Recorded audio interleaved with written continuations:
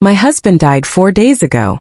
And tonight, at exactly 10:47 p.m., I was standing outside my employee's apartment door, holding a half-empty bottle of wine and shaking so badly I could barely stand. I never imagined I would be that woman. Victoria Hayes. Director. Leader. The woman everyone at work called untouchable. And yet there I was, mascara running down my face, hair falling out of its perfect bun, heart pounding like I was about to jump off a cliff. Ryan. My voice cracked when he opened the door. I know this is wrong, but I need you tonight. The words surprised even me. Ryan stared at me like he wasn't sure I was real. I didn't blame him. 4 days ago, my husband Michael, a respected cardiac surgeon, collapsed in our kitchen and never got up again. Everyone kept telling me how strong I was. No one knew the truth. That tonight I had found messages on his old tablet. 2 years of texts. 2 years of lies. 2 years of another woman knowing my husband better than I did. I shouldn't have gone to Ryan. He was my senior project manager. My employee. The one person at work who had ever seen me panic.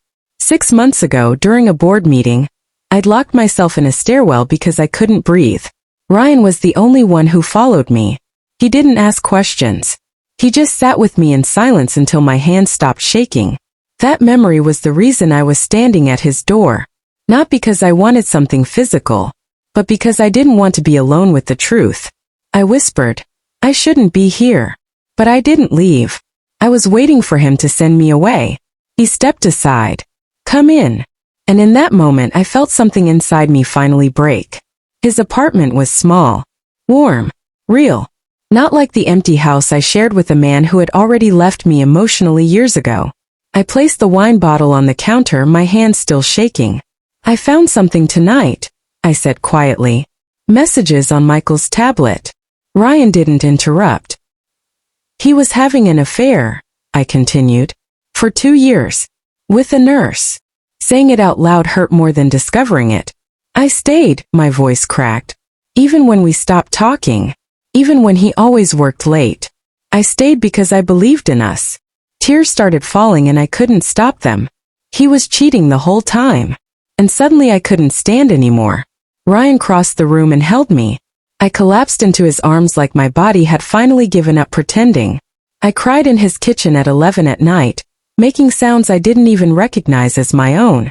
I wasn't crying just because my husband died. I was crying because my marriage had been dead long before he was. I'm sorry, I whispered. I shouldn't have come. You're not alone, he said softly. You don't have to be strong here. No one had said that to me in years. I asked if I could stay. He made tea. I sat on his couch wrapped in silence and exhaustion, and I finally told the truth. About eating dinner alone. About sleeping beside a stranger. About feeling invisible in my own life. I think I already mourned him, I said. Before he even died. Ryan understood. Because he had lost his marriage the same way. We talked until my eyes couldn't stay open. I fell asleep on his couch like a child. At 4:13 a.m., I woke up and saw him sitting across from me. You stayed, I whispered. I wasn't going to leave you. I leaned down and kissed him. Not with desire. With gratitude. With desperation. With the need to feel real. Then I left. The next morning at work I ignored him. Perfect bun. Black blazer. Cold smile. I became Victoria Hayes again. As I was terrified. Terrified of what I felt. Terrified of how much I needed him. That night I couldn't sleep. 3 days later I went back. I wasn't drunk, I told him. I know what I did. Tell me to leave, I said. Tell me this is wrong. He didn't. And I knew my life had changed forever. We lived 2 lives. At work, strangers. At night, 2 broken people healing each other. No sex. No rushing. Just late talks, shared silence, slow smiles. I wasn't using him. I was choosing him. And that scared me more than losing my husband ever did. During a $1 million presentation I froze. I felt it coming. Under the table Ryan touched my hand. And I survived.